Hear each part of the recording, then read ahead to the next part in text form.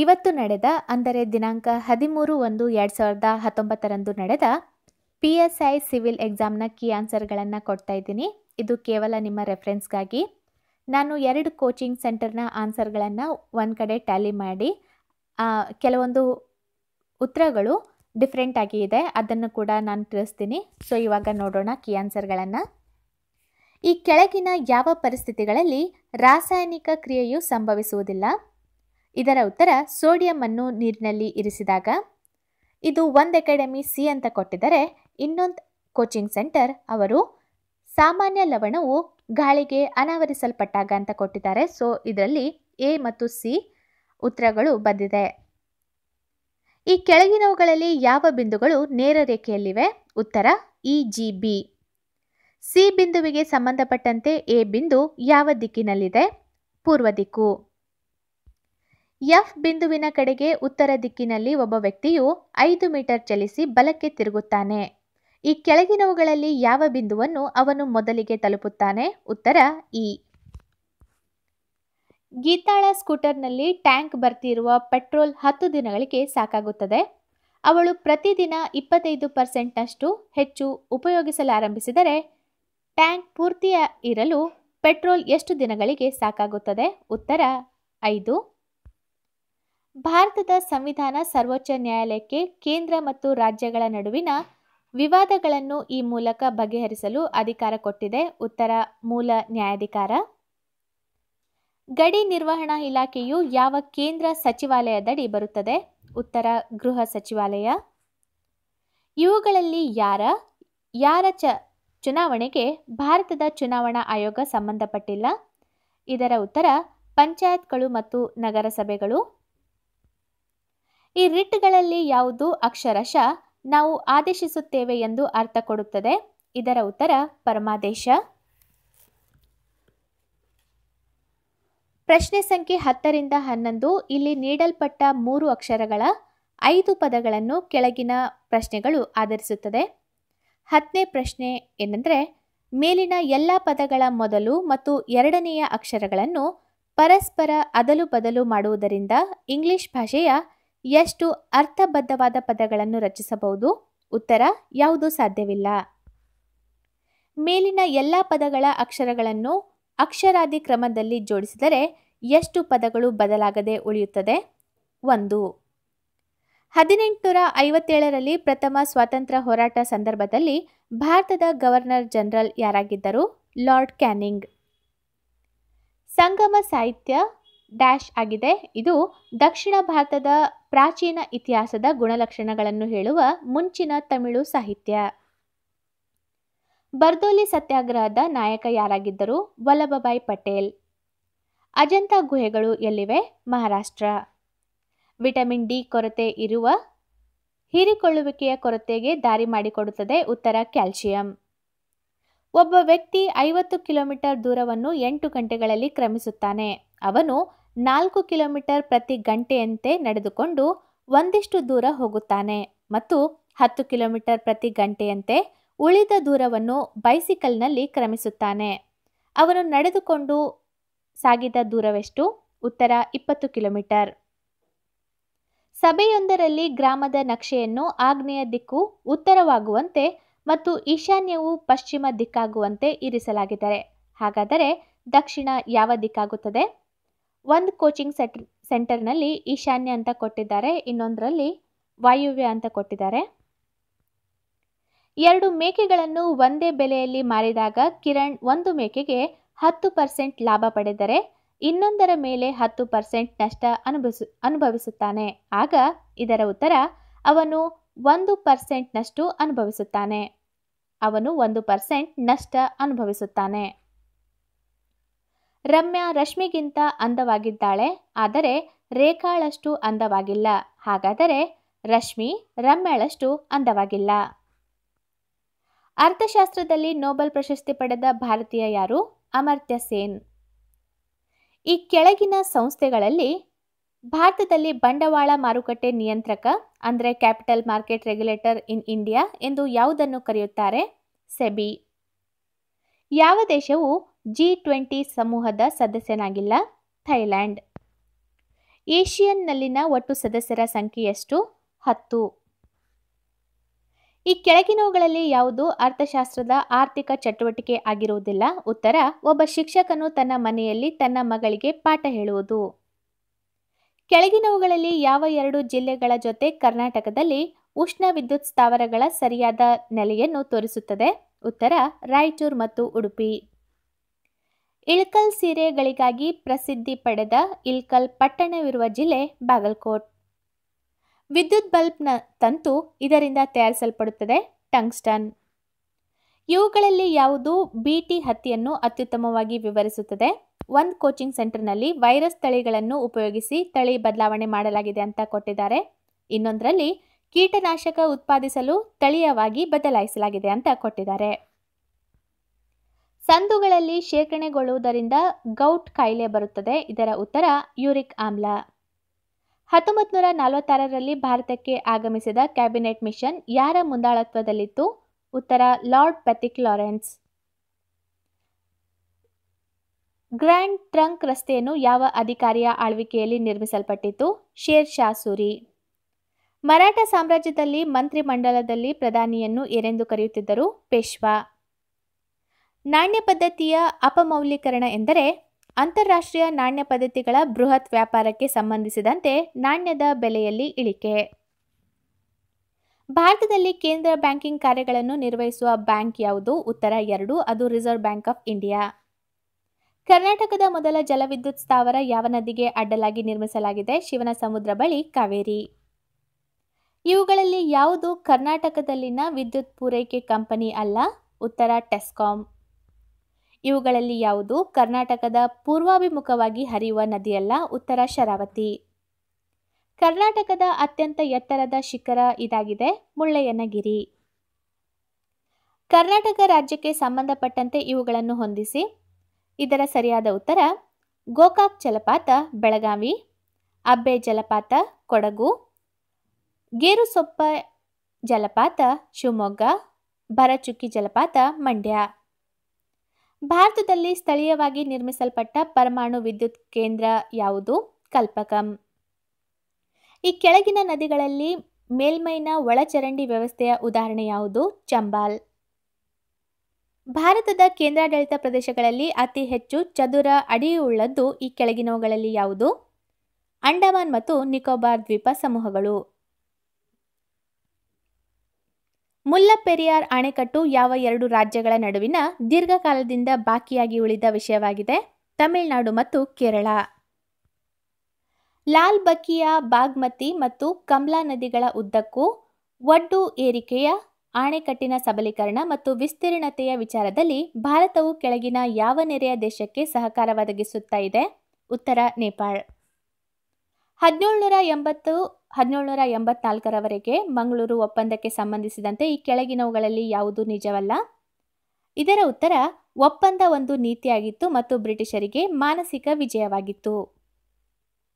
ಈ ಕೆಳಗಿನವುಗಳಲ್ಲಿ ಹೊಯ್ಸಳ ಚಕ್ರವರ್ತಿ ವಿಷ್ಣುವರ್ಧನನಿಗೆ ಸಂಬಂಧಪಟ್ಟಂತೆ ಯಾವುದು ಸರಿಯಾಗಿದೆ? ಉತ್ತರ: ವಿಷ್ಣುವರ್ಧನ ಮೂಲತಃ ಜೈನನಾಗಿದ್ದು ವೈಷ್ಣವ ಧರ್ಮಕ್ಕೆ ಪರಿವರ್ತಿತನಾದನು. ಬೀದರ್ನಲ್ಲಿ ಪ್ರಸಿದ್ಧವಾದ ಮದರಸಾ ಸ್ಥಾಪಿಸಿದವರು ಮೊಹಮ್ಮದ್ ಗವಾನ್. ಯಾವ ಅರಸರ ಕಾಲದಲ್ಲಿ ಚೀನಾದ ಬೌದ್ಧ ಯಾತ್ರಿ ಹುಯೆನ್ಸಾಂಗ್ ಕರ್ನಾಟಕಕ್ಕೆ ಭೇಟಿ ನೀಡಿದನು? ಚಾಲುಕ್ಯರ ಸಾಮ್ರಾಜ್ಯದ 2ನೇ ಪುಲಕೇಶಿ. 46ನೇ ಕ್ವಶನ್. 1780ರಿಂದ 1784ರ ಮಂಗಳೂರು ಒಪ್ಪಂದಕ್ಕೆ ಸಂಬಂಧಿಸಿದಂತೆ ಈ ಕೆಳಗಿನವುಗಳಲ್ಲಿ ಯಾವುದು ನಿಜವಲ್ಲ? ಒಂದು ಕೋಚಿಂಗ್ ಸೆಂಟರ್ ಡಿ ಅಂತ ಉತ್ತರ ಕೊಟ್ಟಿದ್ದಾರೆ, ಇನ್ನೊಬ್ರು ಸಿ ಅಂತ ಉತ್ತರ ಕೊಟ್ಟಿದ್ದಾರೆ. ಸಿ. ಒಪ್ಪಂದದ ಪ್ರಕಾರ ಬ್ರಿಟಿಷರು ಮಲಬಾರ್ ಬಿಟ್ಟು ತೆರಳಿದರು ಮತ್ತು ಕರ್ನಾಟಕ ಮೇಲೆ ಮತ್ತೆ ಹಿಡಿತ ಸಾಧಿಸಿದರು. ಇವುಗಳಲ್ಲಿ ಯಾವ ರಾಷ್ಟ್ರೀಕೃತ ಬ್ಯಾಂಕ್ ಕರ್ನಾಟಕದಲ್ಲಿ ಆರಂಭಿಸಲ್ಪಟ್ಟಿಲ್ಲ? ಇದರ ಉತ್ತರ ಕೊಟ್ಟಿಲ್ಲ. ಮಿಲ್ವಾಕಿ ಡೀಪ್, ಜಾವಾ ಟ್ರೆಂಚ್ ಮತ್ತು ಚಾಲೆಂಜರ್ ಡೀಪ್ಗಳ ನಡುವಿನ ಸಮಾನತೆ ಏನು? ಇದರ ಉತ್ತರ: ಇವು ಕ್ರಮಬದ್ಧವಾಗಿ ಅಟ್ಲಾಂಟಿಕ್ ಸಾಗರ, ಹಿಂದೂ ಮಹಾಸಾಗರ ಮತ್ತು ಪೆಸಿಫಿಕ್ ಸಮುದ್ರಗಳ ಅತಿ ಆಳವಾದ ಭಾಗಗಳು.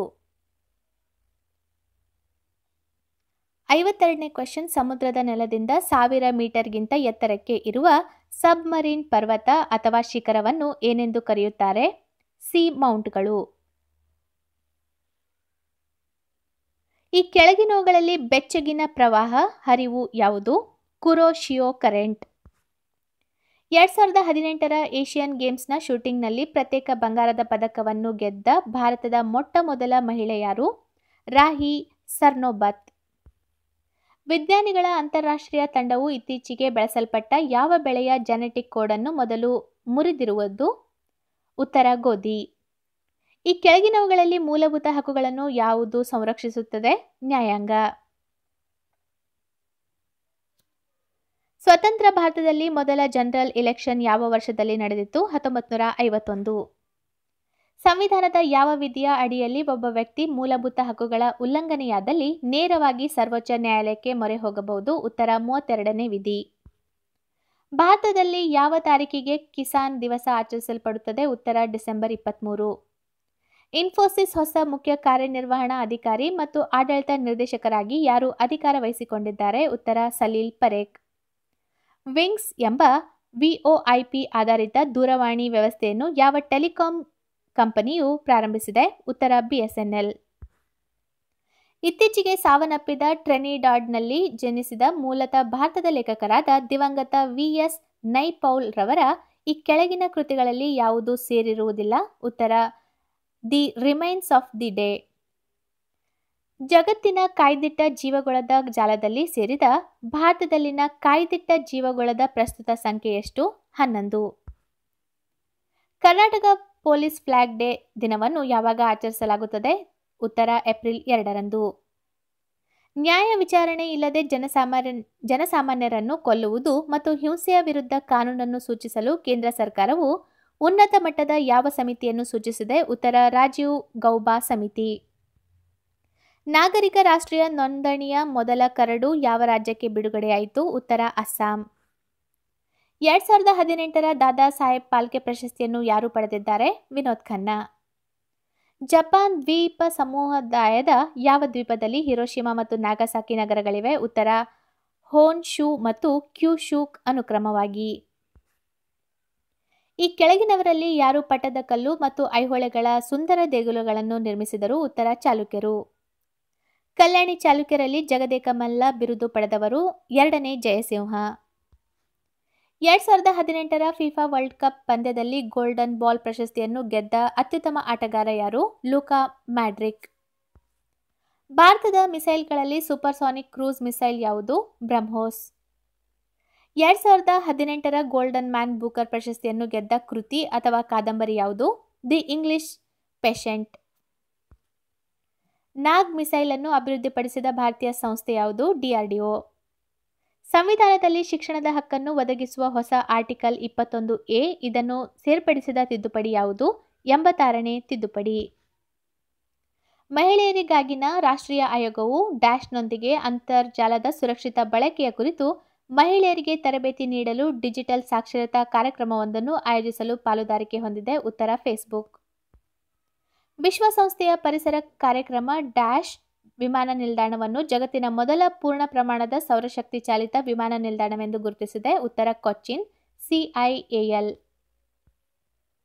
ಅಟಲ್ ಇನ್ನೋವೇಷನ್ ಮಿಷನ್ ನಾವೀನ್ಯತೆ ಸಂಸ್ಕೃತಿ ಪ್ರೋತ್ಸಾಹಿಸಲು ಭಾರತ ಸರ್ಕಾರದ ಒಂದು ಪ್ರಯತ್ನವಾಗಿದ್ದು ಯಾವುದರ ಅಡಿಯಲ್ಲಿ ಕೈಗೆತ್ತಿಕೊಳ್ಳಲಾಗಿದೆ?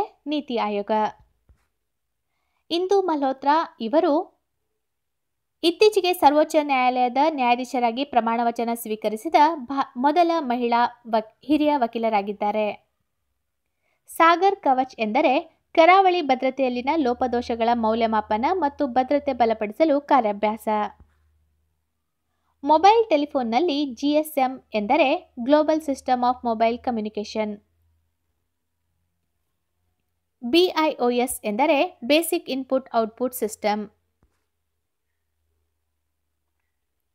ಒಬ್ಬ ವ್ಯಕ್ತಿಯ ವೈಯಕ್ತಿಕ ಮಾಹಿತಿಗಳನ್ನು ಸಂಗ್ರಹಿಸಿ ಆ ವ್ಯಕ್ತಿ ಎಂದು ಯಥಾರ್ಥವಾಗಿ ಸೋಗು ಹಾಕುವ ಅಪರಾಧವನ್ನು ಏನೆಂದು ಕರೆಯುತ್ತಾರೆ?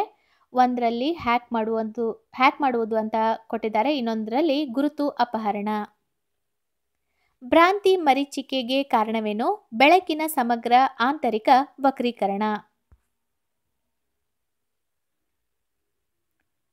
ರಾಸಾಯನಿಕ ಶಕ್ತಿಯನ್ನು ವಿದ್ಯುತ್ ಶಕ್ತಿಯಾಗಿ ಪರಿವರ್ತಿಸುವ ಸಾಧನವನ್ನು ಬ್ಯಾಟರಿ ಎಂದು ಕರೆಯುತ್ತಾರೆ.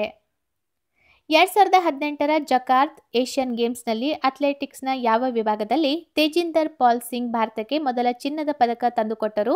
ಉತ್ತರ ಗುಂಡೆಸೆತ. ಕೇಂದ್ರ ವಾಣಿಜ್ಯ ಮತ್ತು ಉದ್ಯಮ ಸಚಿವಾಲಯದಿಂದ ಸ್ಥಾಪಿಸಲ್ಪಟ್ಟ ಮೊಬೈಲ್ ಆ್ಯಪ್ ರಿಯುನೈಟ್ನ ಉದ್ದೇಶ ಕಾಣೆಯಾದ ಮತ್ತು ಪರಿತ್ಯಕ್ತ ಮಕ್ಕಳ ಜಾಡು ಹಿಡಿಯುವುದು. ಈ ಕೆಳಗಿನವುಗಳಲ್ಲಿ ಯಾವುದು ಪೊಲೀಸ್ ಸಿಬ್ಬಂದಿಗಾಗಿ ಗೃಹ ಸಚಿವಾಲಯ ಇತ್ತೀಚೆಗೆ ಸ್ಥಾಪಿಸಿದ ಪದಕವಲ್ಲ? ಉತ್ತರ ವಿಶಿಷ್ಟ ಸೇವಾ ಪದಕ. ಹೈನುಗಾರಿಕೆ ಕ್ಷೇತ್ರದಲ್ಲಿ ವಿಪರೀತ ದುರ್ಬಳಕೆಗಾಗಿ ಈ ಔಷಧಿಯ ಉತ್ಪಾದನೆ ಮತ್ತು ಮಾರಾಟವನ್ನು ಕೇಂದ್ರ ಆರೋಗ್ಯ ಮತ್ತು ಕುಟುಂಬ ಕಲ್ಯಾಣ ಸಚಿವಾಲಯ ಇತ್ತೀಚೆಗೆ ನಿರ್ಬಂಧಿಸಿದೆ. ಉತ್ತರ ಆಕ್ಸಿಟೋಸಿನ್. ಪಿನಾಕ 2 ವಿಷಯದಲ್ಲಿ ಈ ಕೆಳಗಿನವುಗಳಲ್ಲಿ ಯಾವುದು ಸರಿ? ಉತ್ತರ ಬಹು ಬ್ಯಾರಲ್ ರಾಕೆಟ್ ಲಾಂಚರ್ನ ಮಾರ್ಗದರ್ಶನ ಹೊಂದಿದ ಆವೃತ್ತಿಯಾಗಿದೆ.